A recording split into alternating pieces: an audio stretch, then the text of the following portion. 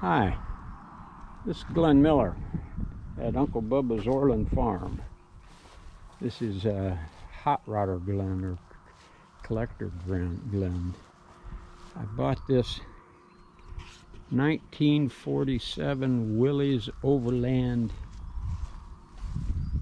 wagon a week ago yesterday. Today is the 10th of October. And my understanding it hasn't run in 25 or 30 years or so.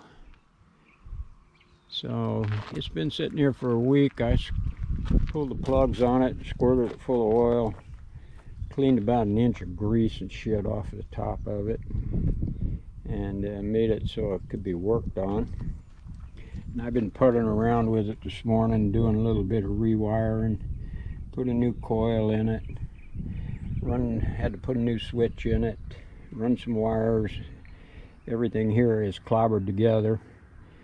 This truck originally came with a 4-cylinder inline engine.